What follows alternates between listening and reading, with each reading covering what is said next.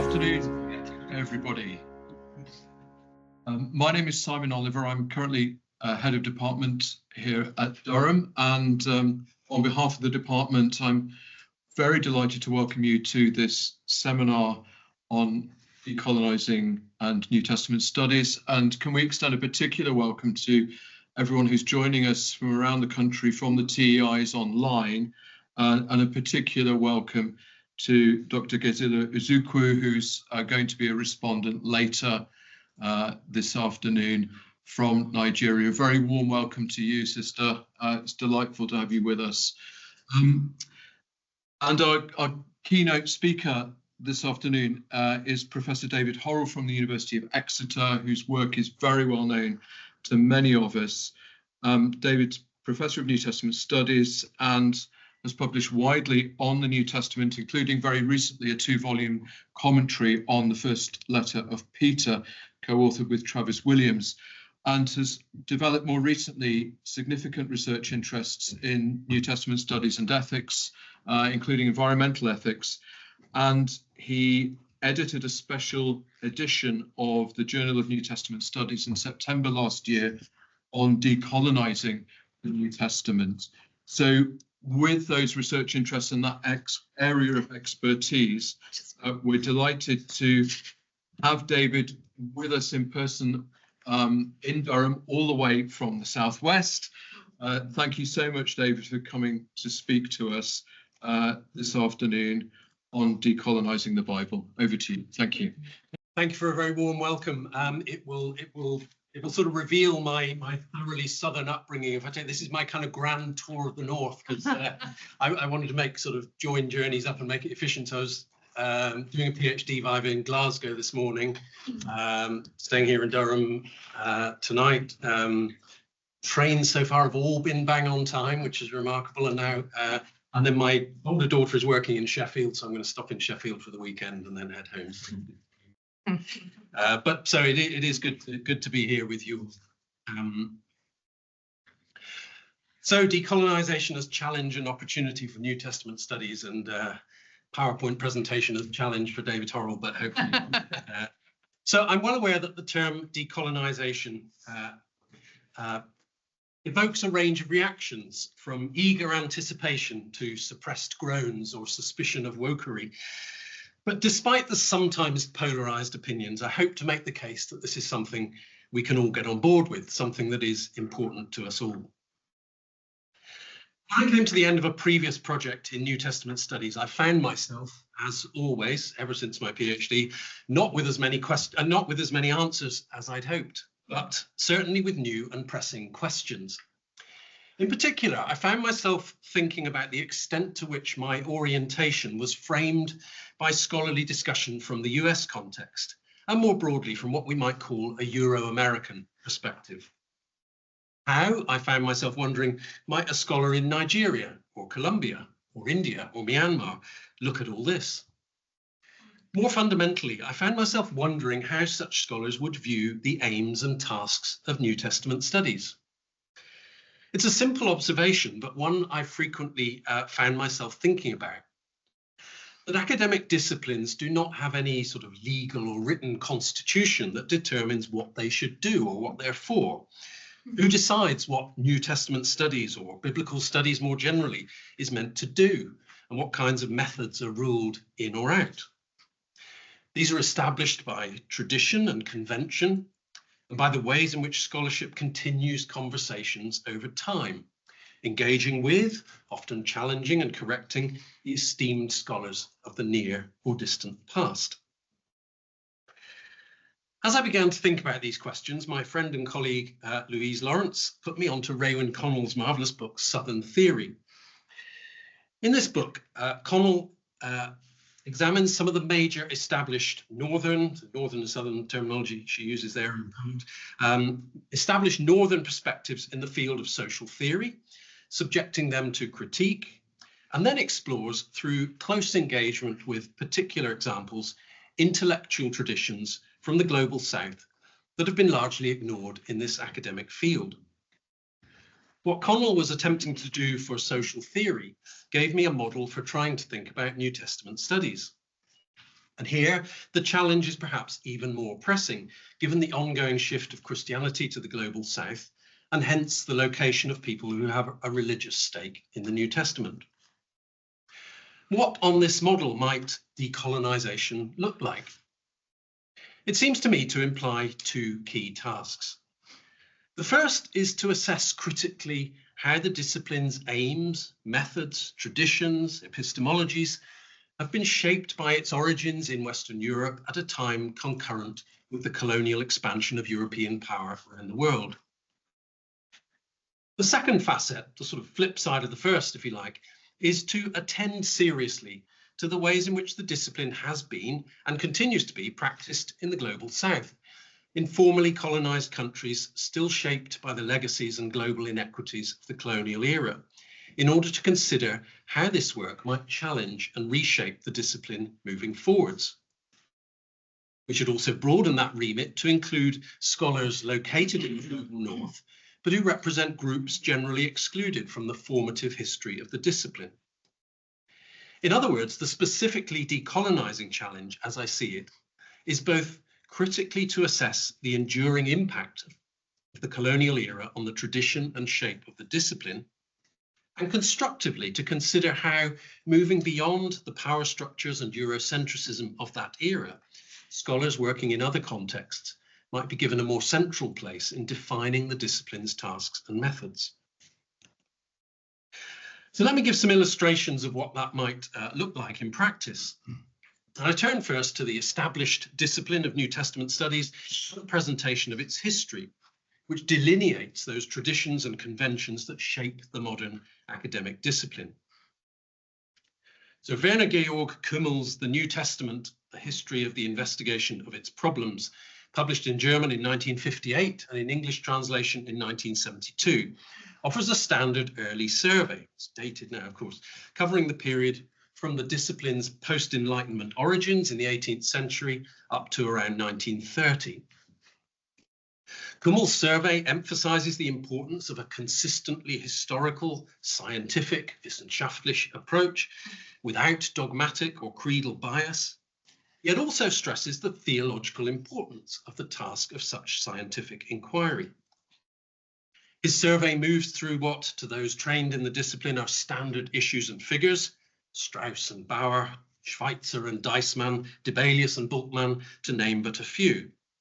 And the problems of the New Testament that occupied these scholars and are highlighted by Kümmel include historical questions about the gospel and their presentation of Jesus, the authenticity of the Pauline epistles, the parallels between New Testament material and Jewish and Greco-Roman traditions, and so on. A few observations, I hope, might highlight why this is a particular tradition, rooted in its particular socio-historical context and open to significant critique. First, in terms of issues, it's striking in a work that covers New Testament scholarship from the 1800s up to 1930 that there's no mention whatsoever of slavery, despite this being a prominent topic in the New Testament texts, as well as in the ancient world more generally, and of course, a topic of massive consequence in the colonial history of Europe, one in which the New Testament played not an insignificant role. That's just one example, albeit an egregious one, of the ways in which certain questions are pursued in certain ways, while others are left entirely out of view. Second, in terms of people, the scholars mentioned by Kümmel and listed in his lengthy biographical appendix are all European, they're mostly German, and all are men. Now, in one sense, that's unsurprising, merely reflecting a situation in which access to the world of scholarship was generally available only to men of sufficient means. But it's nonetheless an incomplete picture. One striking example is the absence of Jewish scholars like Abraham Geiger, despite the fact that they were following the same historical methods as their Christian contemporaries and causing considerable debate through their publications. From a post-Holocaust perspective, we can see how Christian caricatures infected much of the supposedly scientific historical biblical scholarship that Kümmel surveys, and we can also see how prescient were the comments of these Jewish scholars who insisted on Jesus' Jewishness. In the late 19th century. Another striking thing about the scope of Kummel's vision is that scholars outside Europe, even those in America at the time, are entirely ignored. Again, it's true that the majority of the scholarly energy invested in historical critical study of the New Testament was located in European and especially German universities, although there's more work going on in America as well than is noted. But there are plenty of other figures and topics that might have been included. What about, as Musa Dube has highlighted, battles over the translation of the New Testament going on in Africa and elsewhere? Or the Indian intellectuals who debated with bishops and missionaries, drawing on New Testament texts about Jesus and non-violence?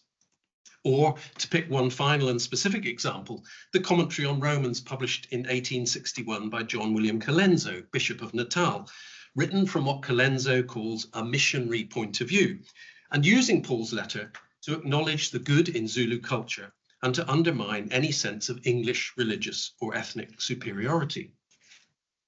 None of this features in Kummel's survey, which serves to illustrate, I hope, what I mean by saying that the discipline is shaped by a particular tradition, by particular conversations and particular topics, when it could be narrated differently.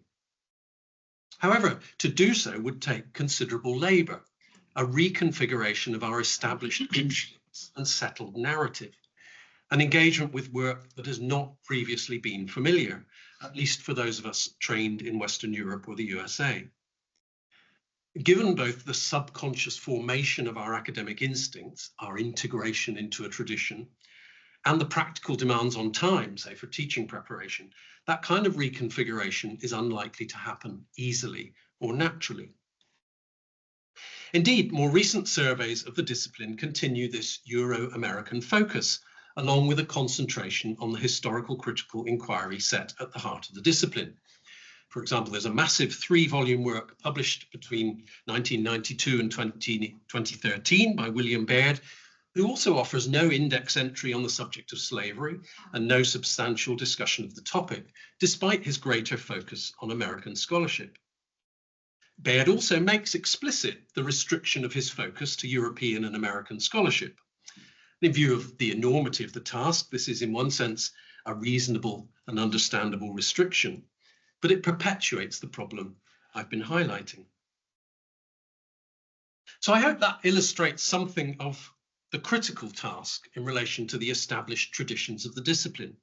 These traditions, reinscribed in surveys of their history and taught in introductory modules, reflect the particular concerns and specific methods developed in the context of post-Reformation, post-Enlightenment, colonially expanding Europe, and exclude perspectives and voices from elsewhere in the world, as well as voices from within Europe that did not fit into the white male Christian world of New Testament scholarship. Let me turn then to the second facet of the decolonizing task, that of attending to the work of scholars from the global south, and more generally to the work of those who were excluded from the model of scholarship Kummel and others place at the centre of the discipline.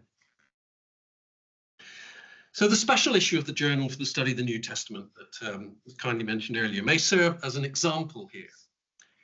It's indicative at the sort of pragmatic level of the issues highlighted just now, that I had to discover potential contributors by asking people I knew who put me on to other people and so on in a lengthy network of communication that eventually enabled me to be in touch with scholars like Gesila, whom I'm honoured to have joining our conversation today and responding to this presentation.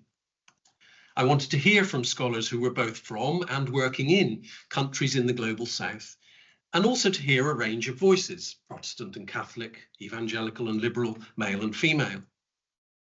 Now, of course, the 10 scholars whose work is represented in the issue cannot adequately represent the vast range of work being done across many countries and traditions, but they do at least give us a range of perspectives to engage with. As with any edited collection, I needed to give the contributors some orientation as to what I was looking for, but I wanted to do this without overly influencing or shaping their perspective.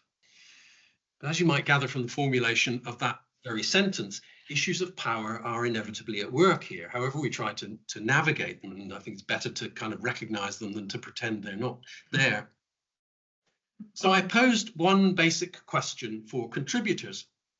What do you see as the tasks, methods, and aims of New Testament studies, given the demands and priorities of the context in which you work? This key question was then expanded as follows. Can you illustrate how this particular kind of quest for knowledge might proceed? For example, by presenting a reading of a specific New Testament passage, a critique of dominant scholarly interpretation to which you might offer an alternative, or by illustrating how different methods might offer a new perspective or generate a different kind of knowledge. You may wish to relate this to discussions about decolonizing our discipline, but that's up to you. I do not want to prescribe the perspective you should adopt. So the essays in the volume are varied, and the next couple of slides just give you the table of contents, which I'm not going to read out, but so the varied contents reflecting diverse approaches and concerns and engaging with a range of New Testament texts. Reading the Gospels and the figure of Jesus in the context of military oppression in Myanmar. Reading Matthew's story of the Canaanite woman through the lens of Maori identity and experience. Reading Mark's exorcism stories in the context of African Pentecostalism. Reading Luke 1 and 2 in the context of teenage pregnancies in the Philippines. Reading Philemon in light of African cosmologies, hierarchies of power and slave dynamics. These are just examples from a longer list. Without downplaying the variety among the essays, several shared features seem to me significant, especially as we kind of stand back from a collection like this and try to consider what decolonizing the discipline might entail. The first feature of the essays, in their various ways, is that they do draw on Northern or Euro-American historical scholarship, as captured in standard commentaries and other scholarly works, to aid in the interpretation of New Testament texts or to establish features of their historical context.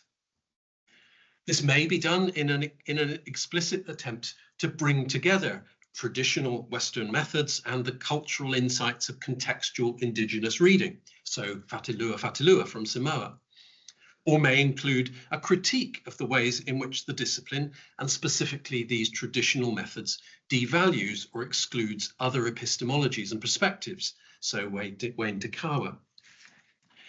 This kind of engagement is no doubt fostered, required even, when, as is often the case, Global South scholars undertake their doctoral work at universities in the Global North. But the interaction, I want to suggest, remains a significant feature to be accounted for in our model of a decolonized discipline. The second feature, shared to greater or lesser extent by all the essays, is a concern to relate the interpretation of New Testament texts to the challenges of a specific contemporary context. Many of the essays use some kind of analogical method that seeks parallels between the New Testament text in its context and a particular modern context.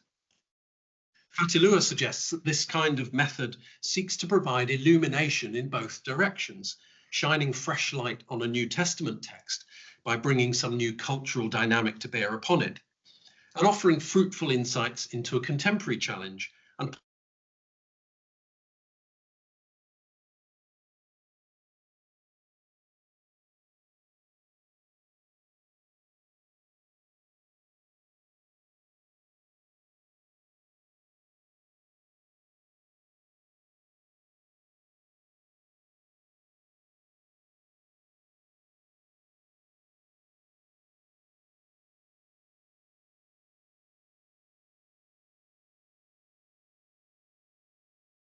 concerned with contemporary political, ethical, and theological issues, and interpret the New Testament from an explicitly theological, ecclesial Christian perspective. This raises a spectre that has haunted New Testament studies throughout its modern history, beginning as it did, as Kummel emphasizes, with a concern for scientific historical inquiry loosed from any creedal or ecclesial control, though also with a concern for theological relevance. However difficult the issue, it's one that requires our consideration in the specific context of the challenge to decolonize the discipline. And this leads me to some concluding thoughts on possible models for a decolonized discipline of New Testament studies, or indeed biblical studies. So Raymond Connell's vision for a renewed social science includes reflections on precisely this issue, related in particular to different models of epistemology, ways of knowing. And one such model is what she terms the pyramidal model implicit in the mainstream economy of knowledge, in which knowledge and theory is generated in what she calls the metropole, trickling down to the periphery. She rejects this model since, and I'm quoting her here, it discards much of the actual wealth of knowledge formation. It forces Southern experience into Northern molds, and it legitimizes stark inequalities within the world's intellectual workforce. In short, it remains problematically hierarchical and colonial. Such a model may seem already somewhat passé, but it has not disappeared and is arguably implicit in the common distinction between contextually marked scholarship that is most often produced in Global South or otherwise minoritized scholarship, which we might see as kind of arising from and relevant to some particular context, marked and labeled in its naming. And the unmarked, often explicitly international scholarship, that's what REF tells us to aim for, of course, that is produced in the North. As an alternative, many, she suggests, have opted for a mosaic epistemology, in which separate knowledge systems sit beside one another, something like tiles in a mosaic, each based on a specific culture of historical experience. I was kind of interested in her reactions to this model because it seems to me that something like this kind of pertains more or less implicitly in contemporary biblical studies. This model, Connell argues, does not adequately recognize the interactions and connections between cultures and regions, not least in the operations of colonial and imperial power. I mean, I guess that point I made about people often doing their doctoral work in global North contexts and moving to and fro, and you know, the connections mean that these things are not distinct. Nor does it sufficiently recognize the need for the development of knowledge on what she calls a world scale, or the importance of a quest for truth, with the basic principle that knowledge about society is corrigible by research. Again, that's her phrase.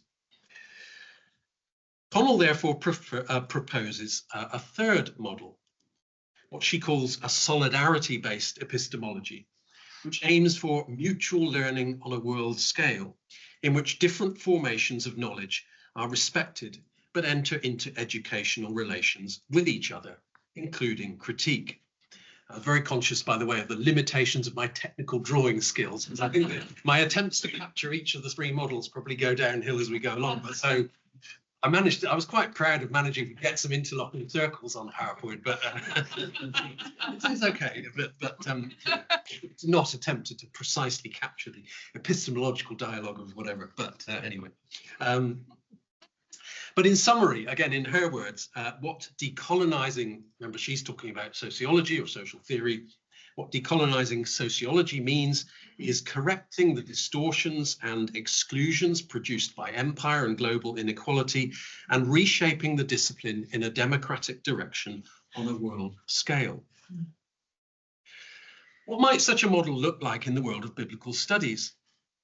One thing I think it rightly incorporates is what I mentioned earlier, the ongoing interaction between different types of scholarship, northern and southern. Decolonization in the field of New Testament studies need not and cannot mean rejection of the historical scholarship mostly produced in the North. Though it might mean critique of that in many ways. Decolonization should, I think, mean that learning and exchange of knowledge move in both directions, along with critical reflection and appraisal. And we might suggest here, I think, one point of mutual learning to be exchanged between historical and contextual interpretation. The former valuably emphasizes the otherness of the text, recognizes the risk of making the text simply a mirror of our own context and concerns. But the latter valuably emphasizes the ways in which all our reading is done from somewhere and is shaped by that location in all its various dimensions. Such mutual learning on Connell's model might indicate fruitful possibilities for a decolonized global discipline. but only if the discipline's power structures have been changed such that these two facets of the discipline, historical and contextual for want of more concise labels, no longer stand in the hierarchical relationship of centre and margin, core and periphery, essential and optional. Another way of putting that demand is to insist on a more egalitarian model of knowledge exchange. As Musa Dube puts it, someone must tell me why African theological programs and institutions feel that we need to study Western theological works and scholars, while the West does not feel a reciprocal need toward our theological contributions. The JSNT special issue may again illustrate the challenge. We may or may not be specifically interested in Myanmar, Colombia, Rwanda, or the Philippines, and we may or may not agree with the case made in any particular essay. But each essay, I'd want to claim, warrants our attention, offers us food for thought, new perspectives and distinctive concerns that can and should shape our sense, whoever and wherever we are, of what the discipline is collaborating to achieve. For those of us trained in the tradition I outlined earlier, used perhaps to the pyramidal knowledge model of knowledge production, listening and attending carefully may be a major part of the present challenge. That kind of generosity of attention will also have to span the tensions between what are sometimes called confessional and non-confessional approaches, approaches that are theologically and ecclesially engaged, and those that aim to be purely historical or are shaped by other sets of non-theological values. As I indicated earlier with reference to Jewish scholars, often excluded from the early histories of the discipline is impoverished and more likely to do damage through prejudice and caricature if it excludes interpreters who do not fit a certain mold, whether that mold be Christian, white, male, or whatever. And as the evidence from other contexts suggests, our discipline is likely to be enriched and fruitful if it embraces both diversity and democracy, seeking, in Connell's phrase, a solidarity-based epistemology based on dialogue and critique across traditions, contexts, and perspectives. Making the discipline more inclusive and equitable on a global scale will require a critical recognition of the extent to which the mainstream discipline is the product of a specific historical context through which a tradition of inquiry has been established. It will require that we retell the history of the discipline and reshape its future, setting it in global perspective and recognizing the various epistemologies, aims, and methods practiced around the world as constitutive of New Testament studies and equally demanding of our attention, whatever our own context. Such a polycentric model of the discipline will not, of course, lessen the need for rigorous debate and robust critical engagement, but those would take place within a discipline the tasks and methods of which are no longer determined by its European colonial origins. Very much.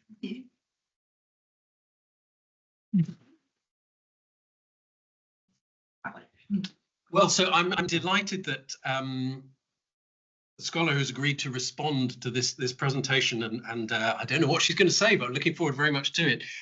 So pleasure to briefly introduce her to Dr. Gesila Uzukwu is head of the Department of Philosophy and Religious Studies, senior lecturer in New Testament Studies at Nasarawa State University in Kefi, Nigeria. So she studied for her PhD at the Catholic University of Leuven in Belgium, where she was the first African woman to obtain a doctorate in biblical studies, biblical exegesis. Her thesis was published in the Library of New Testament Studies series as a monograph entitled The Unity of Male and Female in Jesus Christ, an exegetical study of Galatians 3:28c in light of Paul's theology of promise, published in 2015. She's also published a wide range of articles on topics connecting New Testament texts with questions and issues in contemporary African society and religion, including, for example, studies of the Paraclete in Johannine literature in relation to Nigerian Pentecostal and charismatic beliefs, various studies in Pauline literature, and also studies focused on literature and African traditional beliefs, such as a study of the theology of liberation in Chimamanda Ngozi Adichie's Purple Hibiscus, and another focused on Mamiwata spirituality, the product of a fellowship at DePaul University's Center for World Catholicism and Intercultural Theology, and recently published in the Journal of Ecumenical Studies. That will give you at least a very brief indication of the breadth of her scholarship and her interests. So I'm looking forward with a little preparation to hear what she's going to say to us now. So a very warm welcome from Belgium, I think, I gather today, where you're back in Leuven for a little bit of time. So Gesila, very warm welcome, and hand over to you. Thank you. I hope I can be heard from here. I'm deeply privileged to have been asked to offer a response to Professor David Horrell's presentation entitled Decolonization as Challenge and Opportunity for New Testament Studies. This present paper falls into the much larger academic project being aimed at decolonizing the approaches to New Testament studies through reshaping the discipline as practiced in universities and colleges. As a follow-up to his previous publications and editorial works, David Horrell has here advanced the discussion by addressing the complex problems associated with what we call the Euro-American viewpoint and the place of the voices and perspectives of the Global South to the New Testament studies. In today's paper, Horrell invites us to the critical task of first addressing the inherent toxic elements in Western approach to biblical studies through decolonizing the methods and aims of New Testament studies as practiced in the West, and second, by engaging the representations of biblical scholarship from the Global South. Pertaining to the first element, Horrell has observed that Western scholarship, a history shaped by colonial and imperialistic foundations, cannot, by its nature, play a defining role or provide a theological lens that can appropriately engage the worldviews of the people living across the Global South. He highlights that the Eurocentric interpretative models come with a certain imposition, defense, and intolerance towards methods and approaches developed elsewhere, especially from within the voices of those in the Global South. On the second point, Horrell critiques the three ways of knowing or methods that have been used in deconstructing New Testament texts as suggested by Rowan Cornell. The first is called the primordial model, which Horrell rejects alongside Cornell as that which burrows into the traditional power relations that already exist. This method, as observed, still projects the colonial structure, hierarchy, and hegemony of the West over biblical scholarship. Such a method does not only continue to marginalize the voices emerging from the Global South, but breaches inequalities within the world's intellectual workforce. The second model, as used by scholars from the Global South, is the mosaic epistemology or mosaic method by which scholarships can stand side by side, each recognizing the sufficiency of the other. However, this second model is also critiqued because it bars one from really engaging and interacting with each other's worldviews. Although in its entirety, it looks attractive since each method comes with its beauty, design, and uniqueness. Independently, it lacks true engagement and interaction with separate knowledge systems. The third model, which Horrell also accepts as a better option, is the solidarity-based model. This model, according to Horrell, allows for moderate interactions between Northern and Southern scholarship. This method tries to integrate both the historical and contextual methods. Indeed, this is the method that Horrell is advocating for. He sees it as ideal and confident in dealing with the complexities and implications emerging from the respective stakeholders. As with Horrell, I very much embrace the solidarity-based model as that which engages itself in solidarity with the people, their struggles and pains, while emphasizing the message of the text. This method could be praised for appreciating the uniqueness of every voice and in tailoring theological discussions to address the traditional worldviews and contexts of people. As ideal, interacting, exchanging, and egalitarian, this solidarity-based model could be. It has limitations inherent in the very strengths that it seems to project. First, it is a landmark in biblical scholarship that we have reached the stage where the West's sense of superiority is gradually being deflected, bringing them to accept in humility that sensitivity to the religious, social, cultural, and political traditions of people of color is a wealth of knowledge, and the desire to learn this poses no threat, but rather enriches and transforms how the discipline works. This is a humiliating position because it is defeating the arrogance of the West, especially those who have presumed that intellectual property is an exclusive heritage of white scholarship. That the Western world could come to this stage to accept that such dialogue or interaction is inevitable is a learning process, a great moment and achievement in the world of New Testament studies. Second, going forward with this new paradigm shift, there are some issues that can be mentioned to strengthen the discussion. To begin with, the use of the word solidarity as the base for scientific academic research raises some measures of anxiety as well as curiosity among African scholars about the level of dialogue, interaction, and engagement that is feasible to necessitate a methodological approach that is truly decolonizing. Of course, the question is, how do we deal with resistance or conflict components of African traditions and spiritualities that emerge from reading certain New Testament texts? It is one thing that New Testament can be appropriated to address African or other continents' context, but there are also some indigenous epistemologies deeply embedded within the cultural, historical, and environmental context of specific indigenous communities that are resistant to appropriation or dismissal through contextual hermeneutical readings. These epistemologies are important for decoding realities, attaining knowledge, confronting life issues, and interpreting religious experiences that are resistant both to the Western and New Testament scholarship.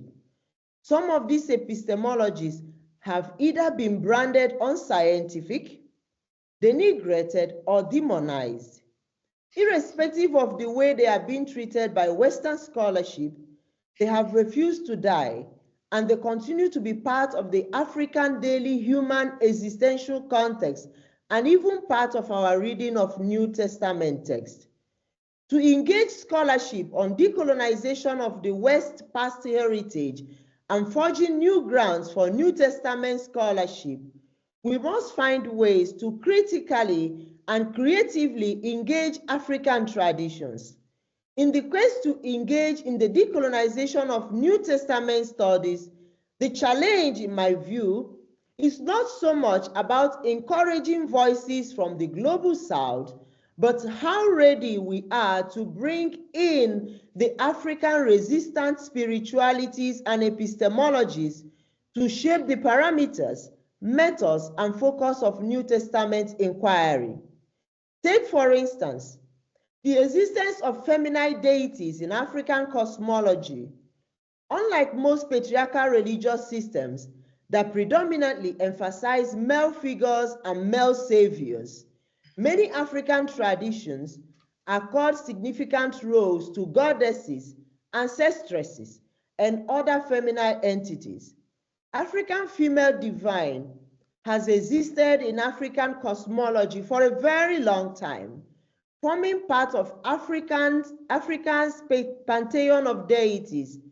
And these deities are known for their effectiveness in addressing existential questions raised by Africans. In the Nigerian traditional context, several pre-Christian communities had either a matriarchal system and culture in place, or the coexistence of matriarchal and patriarchal systems, thanks to the identity and character of indigenous female deities. We have, for instance, the water goddess known as Mami Water, in Pidgin English, Mommy Water, or Nnemiri in the Igbo dialect. In pre-Christian time, the Mami Water deity was a major source for pre-colonial social organization, economy, the environment, perceptions of gender, female empowerment, and notions of divinity. As to a certain extent, devotion to the Mami Water goddess in some African communities has implications for the widespread popularity and acceptance of devotion to the Virgin Mary.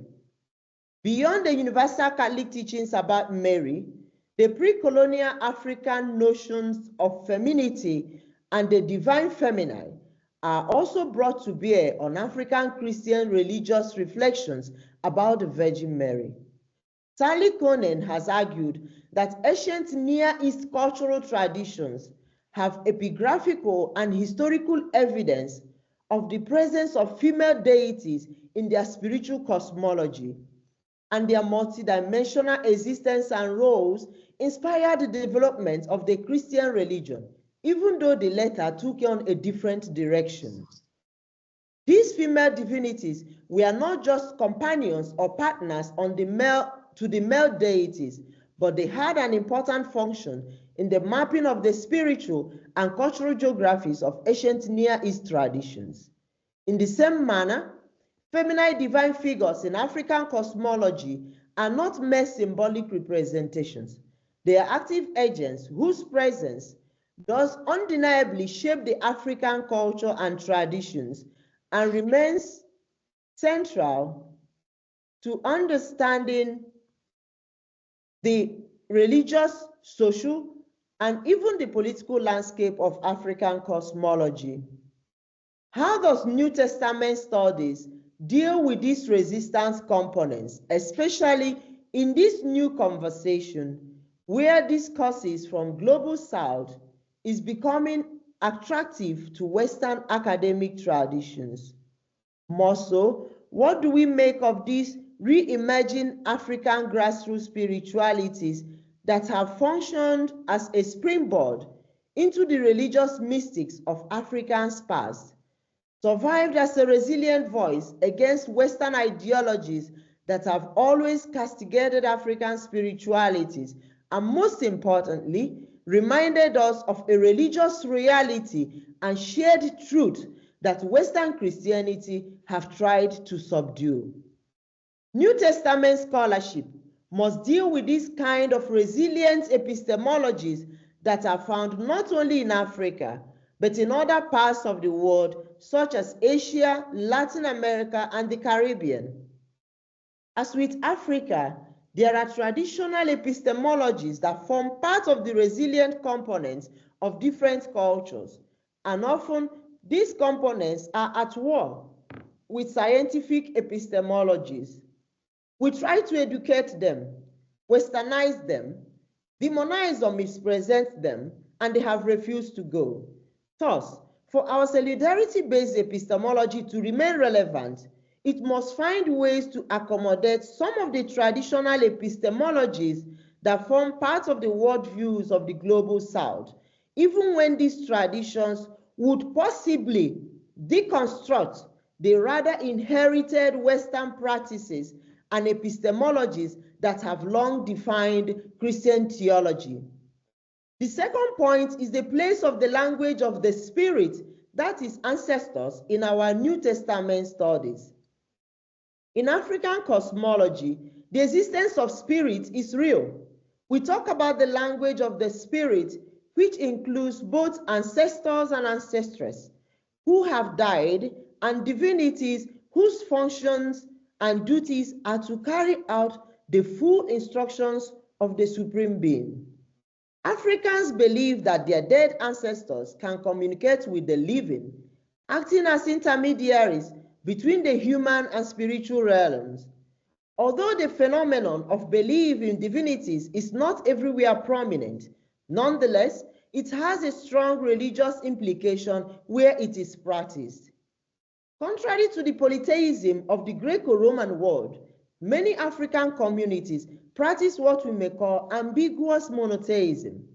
Ambiguous in the sense that they openly profess both the existence of a unique creator God and the collateral existence of lesser but humanly and socially relevant deities. Christian monotheism, on the other hand, though not the hard monotheism of the Jews, since it incorporates the presence of a Trinitarian God, has very negative evaluation of the existence of many gods or many spirits, especially of other religious systems.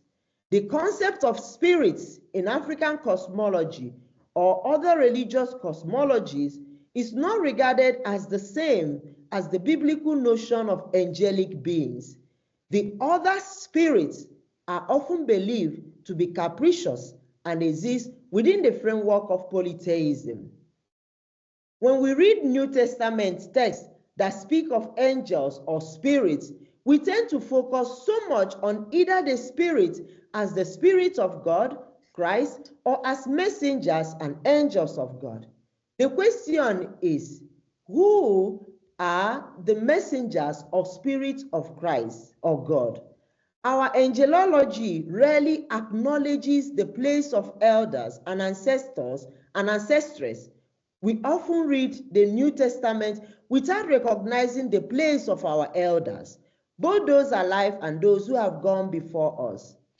The Greek word presbyteros is discussed more with reference to men who held leadership roles in early Christian churches than men and women who are advanced in age.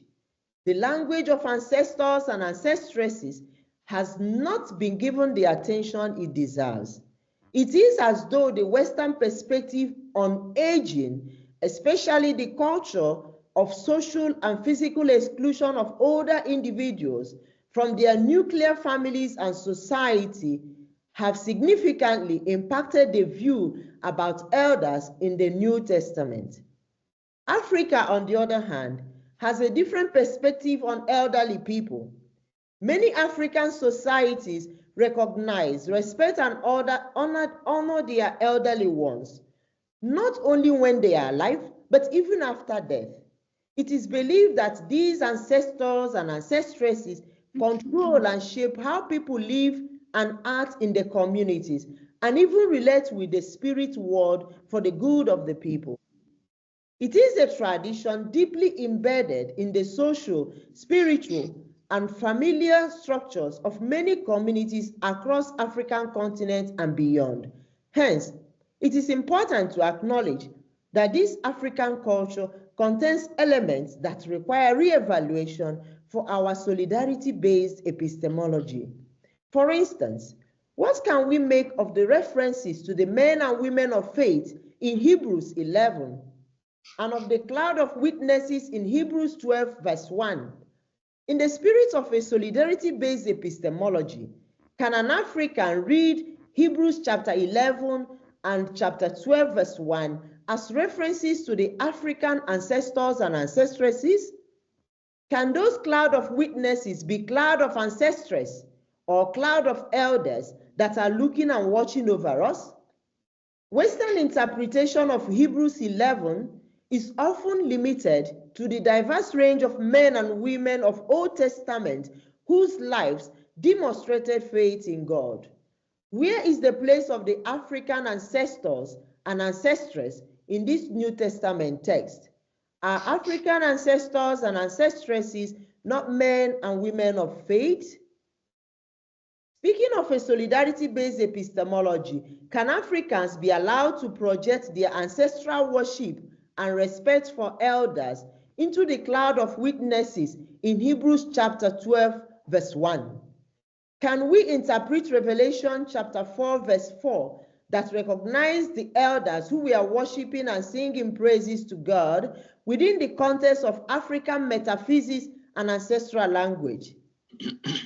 To have a sincere theological reflection around this solidarity-based epistemology, we must be able to recognize that Africa's language of the spirit is central to her metaphysics, and that elders are highly respected as they embody profound wealth of wisdom, experience, and communal knowledge, serving as vital conduits for the preservation of traditions, morals, and values. Another issue with the use of solidarity-based epistemology is the question of Africans' orality and performance in the world of New Testament studies.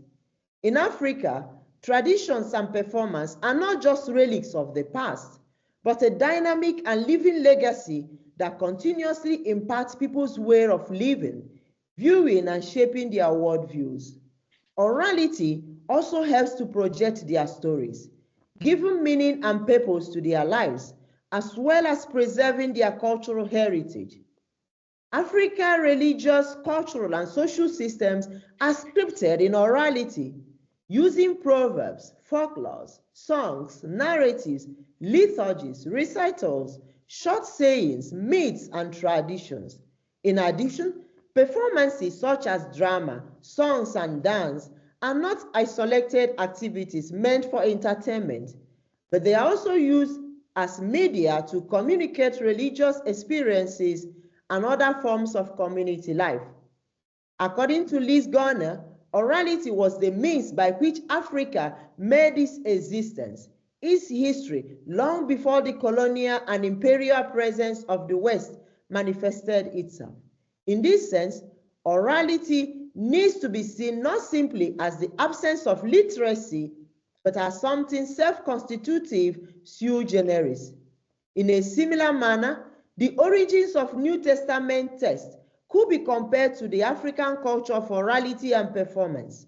New Testament texts were not just texts written 2,000 years ago, but texts that individuals performed to, danced, lived, sang, recounted, and experienced.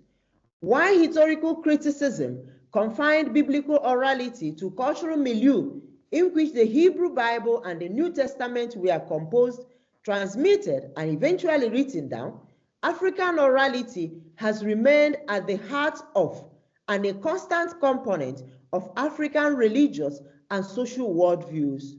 If you could have 2 minutes, please, just to wrap up and finish, that'd be great. Okay, thank you.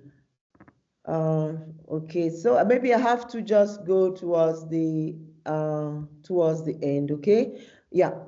Now, in the Igbo society, for instance, laws and orders that guide the society are all summed as omenala. It is believed that human actions are deeply connected to our actions, that wrong or right attitudes meted to people or other living beings are borne by the land, and the land in its entirety is sacred. Thus, respect for laws, respect for human beings, and respect for the earth guides our cosmologies.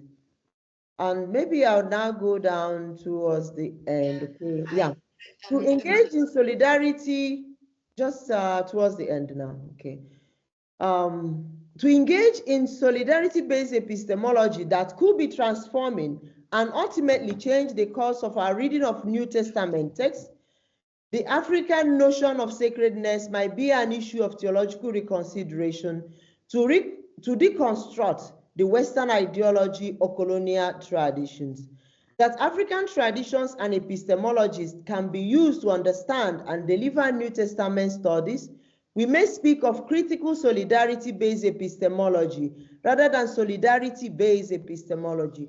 I add the word critical to suggest that in interactions and engagements of scholarship, partners in the scholarship should be ready to share experiences emanating from their studies and be open to creative changes where possible.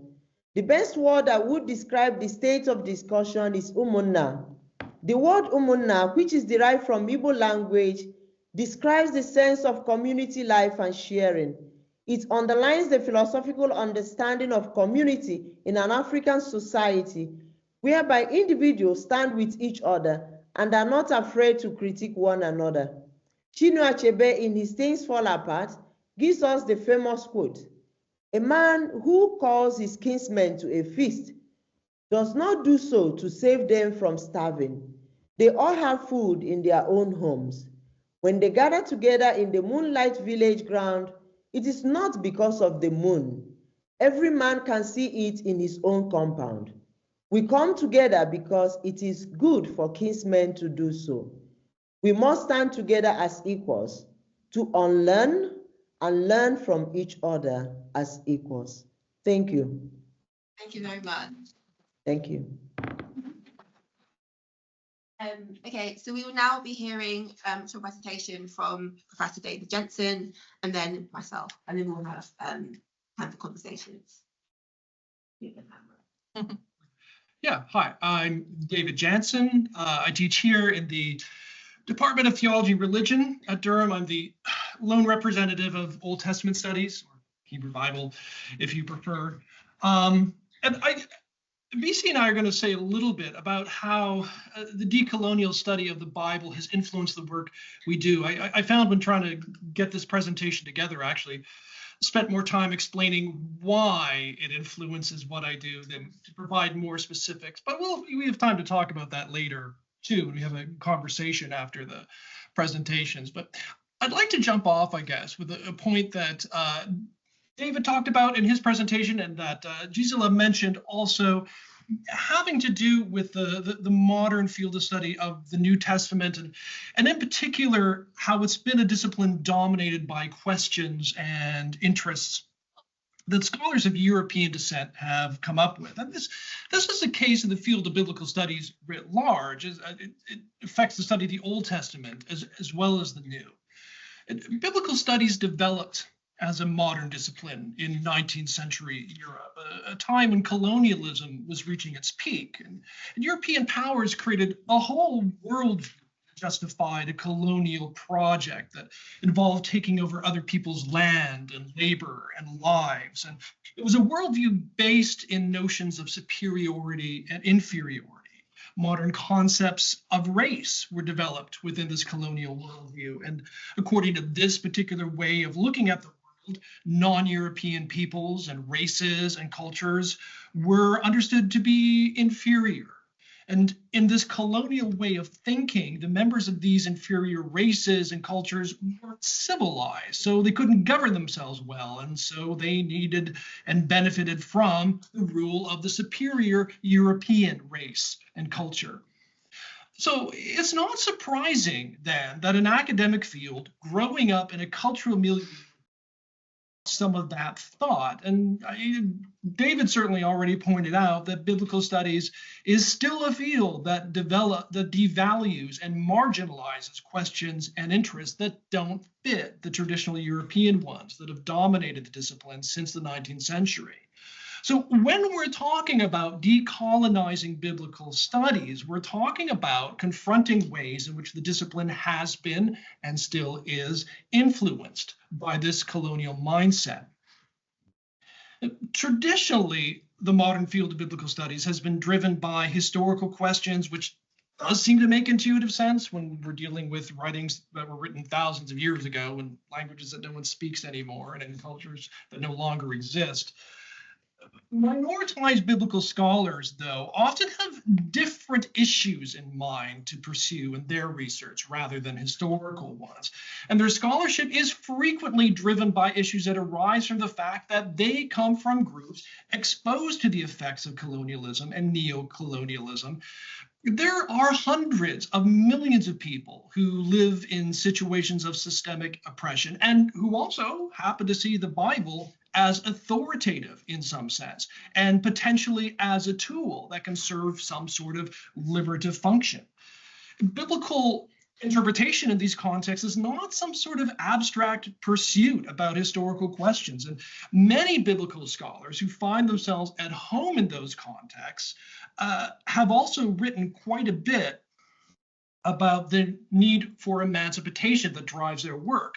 So Kwok Pui Lon, to take one example, is a Chinese theologian who also happens to have written quite a bit about the Bible, says that the historical questions that have traditionally animated modern biblical scholarship may be enough for scholars from communities that benefit from the current economic and political status quo, but that these questions by themselves aren't sufficient for those who look to the Bible for inspiration for liberation. Decolonial biblical studies, we could say, is driven by the ethical imperative to support minoritized struggles for liberation whenever that's reasonably possible. But the problem, as both David and Gesila have already pointed out, is that the field of biblical studies is largely not driven by that commitment. So Musa Dube, an African biblical scholar who did her postgraduate work in Britain, here in Durham, in fact, and the United States, has written that when students from the global South find themselves being educated in the discipline centers that are focused on these traditional historical questions, they find that they are trained to, as she puts it, lose the ability to speak in their own tongue, ask their own questions, because their interests and questions aren't the ones that the field has a lot of interest in. Or Janet Ogg, to take another example, is an Asian American biblical scholar, and she's written that students from disadvantaged contexts being trained in the field can start to question their own sanity because their perceptions of reality and as to what's of importance in academic study of the Bible are continually dismissed by their teachers and peers. So a decolonial approach that prioritizes support for liberative struggles doesn't mean that scholars must not ask historical questions, but it means that this ethical commitment to liberation from oppressive structures should drive what we do. This commitment will obviously itself be driven by minoritized concerns. What specific problems do particular minoritized communities face? How might the Bible serve as a resource in those specific contexts?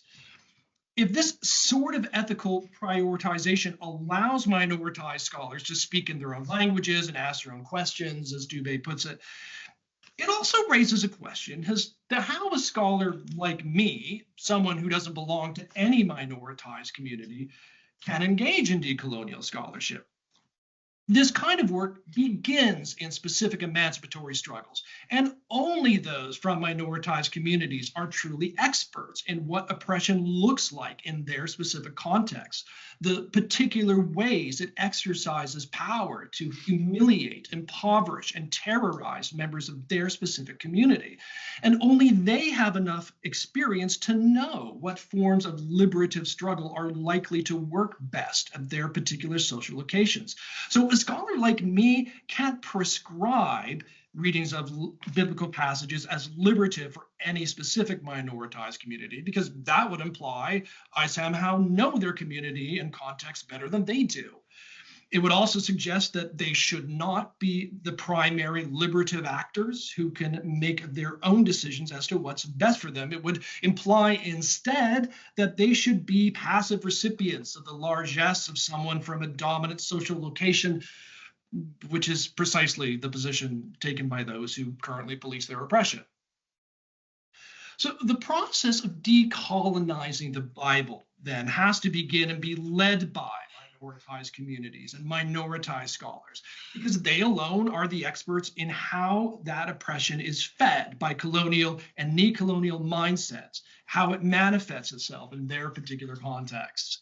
They alone know enough about those contexts to understand what kinds of biblical analysis might be considered as liberative there. But since I work with the ethical commitment to be an ally to emancipatory struggles where that's reasonably possible, then practically speaking, I need to find ways to look to my minoritized colleagues for leadership in the scholarly work that I do.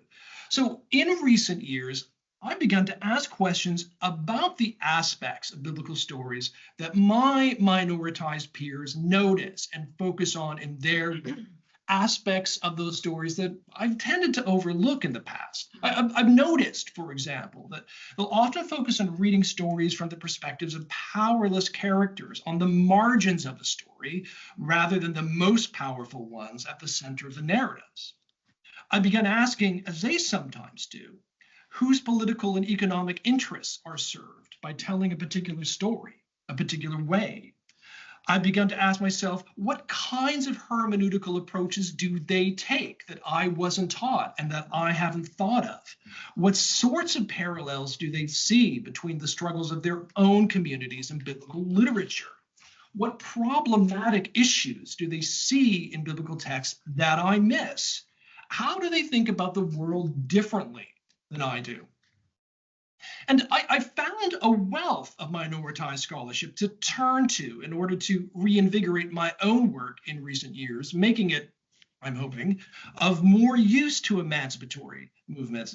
Because I'm not a member of a minoritized community, I can't know if any particular analysis of the biblical text that I carry out will turn out to be of liberative use in any specific context, because only those who live in contexts of oppression know enough to be able to make that judgment. But beginning my own work by following the hermeneutical lead of my minoritized colleagues does seem as if it would make it more likely that the work I do could have liberative significance. And something else that would seem to help would be to learn as much as one can about different minoritized contexts. Not all of us, of course, are able to move to a different place, to absorb a different culture, and then produce biblical scholarship in light of those experiences. But each piece of knowledge in this regard helps. And one very accessible way to do biblical analysis, that is ideally directed toward liberative ends, is to read biblical texts in light of literature, novels, stories, memoirs, plays, literature by minoritized authors. Virtually anyone can do this, and it's a potentially useful pedagogical technique in the classroom and in the parish. Literature can open new worlds to us, help us identify and empathize with characters who are very unlike people whom we normally encounter in our own lives. Literature by authors from minoritized communities different than one's own can help us look at the world differently, help us ask what people who come from different contexts see and prioritize and struggle with in life. And reading the Bible after exposure to minoritized literature can help us analyze text in better, more liberative ways. And in the end, only those who belong to particular minoritized communities can know if any particular piece of scholarship will be of liberative use to them. But the more such work biblical scholars can do that is directed by a decolonial liberative impulse, the better and more ethical the field will become. Okay, hi everyone. It's my turn. Sorry, it's been a lot of talking, a lot of information. I will give a very, very brief 10-minute talk. Okay, so sorry, we're going to have a 10-minute talk, and then going to have time for discussions. We might have to eat a little bit into our wine drinking time, but yeah, plenty of wine. It's all good. So my name's Bissy. I'm a postdoctoral research associate here at Durham, and my doctoral research actually does what you're talking about, like uses literature. Did you know that? I was like, oh my God, that's so me. So I use literature in my PhD, drawing upon literature by Black British authors such as Wendy Leveriso. This is obviously lost script. But yeah, I kind of use that to kind of bring out new questions in biblical text. But today I wanted to just quickly share just some kind of good practice in this area. So how I use autobiography also alongside novels, but today I wanted to focus on autobiography and kind of how I use that as a decolonial lens and how it helps and what I use it for. So I'm going to give a brief example from Mark 6 and Matthew 14, just to illustrate what it does when you use autobiography next to biblical text, and then we can all go and discuss and drink wine. So Contrary to global North epistemology, the African worldview can be described as mythopoetic, placing a heavy emphasis on symbols, myths, and stories.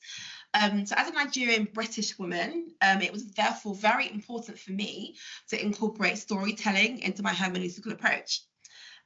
So in practice, after I have extensively researched the history of scholarship and the reception history of a particular passage, I intentionally take the time to reflect on what questions or thoughts come up for me. This practically looks like a journal entry, or me just sitting and thinking, what does this mean for me? And this is an integral part of my hermeneutical approach. The purpose of me doing this is to kind of challenge the myth of objective positive truths in biblical studies, as I would argue that as biblical scholars, we are not scientists, but we are actually curators. We are inherently biased, and we are constantly making hermeneutical and interpretive decisions on how and what we select, on what we highlight, and what we focus on at any given time. I think this is demonstrated in the colossal size of the Brown, Driver, and Briggs Hebrew and English lexicon, and also the size of the Liddell and Scott English and Greek lexicon. If you've ever seen these books, they are massive, they're huge. And I think this shows that for every one Greek or Hebrew root word, there are so many English options. And the power lies with us as biblical scholars to decide which word we think kind of fits best.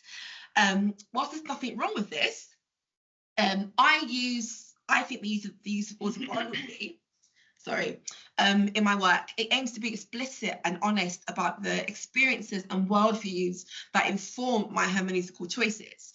It aims to be democratic in recognizing that hermeneutical decisions and therefore my interpretations of the New Testament are not objective or authoritative, but are just one of many.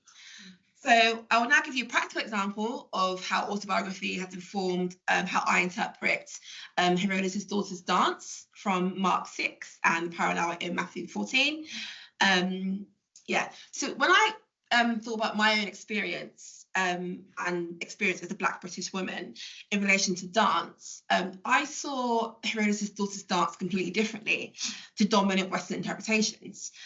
So a bit of background, this is a story, if you're probably familiar with it, where it was Herod's birthday and he was having a party, it was all going well, and he wanted his stepdaughter to come and dance for him. So she comes in, does her thing, and he's so pleased with what he sees that he says that she can have anything, ask me for anything, and I'll give it to you. She goes then to her mother, who has a grudge against Herod, and says, what should I ask for? She says, ask for John the Baptist's head, and off goes John the Baptist's head. He gets killed. That's the kind of the story. So throughout reception history and dominant and biblical interpretation, the dance that Herodotus' daughter did has been portrayed in quite a sexualized way. This is mostly informed by depictions from Richard Strauss's opera Salome and her dance of the Seven Veils. But however, when I thought about dance from my own experience as a Nigerian British woman, I just didn't see it as a sexual, like implicitly, I thought, I just didn't see it as a sexual thing. And so I drew upon my own autobiographical experience of dance, which I will briefly read now. And I'll also show you a clip of what I was referring to what I was thinking of. So this is a bit of the story of when I was, anyway, I'll go. I remember watching my parents' wedding video as a child over and over, and I loved it.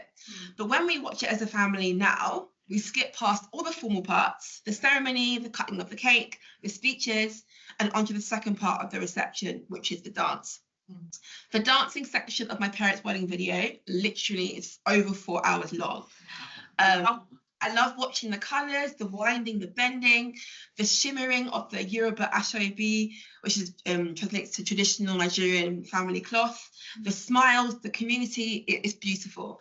It's not a waste of time, but a spiritual and essential part of the wedding ceremony. As a woman, having a bum is essential to Yoruba dancing. It's 99% bum wiggling. But when you listen to the music, it actually makes perfect sense, because shaking your bum is the only appropriate response to those drums. So I'm actually going to show you a clip of what I was thinking of when I wrote this an excerpt. I'm going to share my screen. Hopefully you'll all be able to see. Right, it's a very, very short clip. Yeah, okay, I'll pop.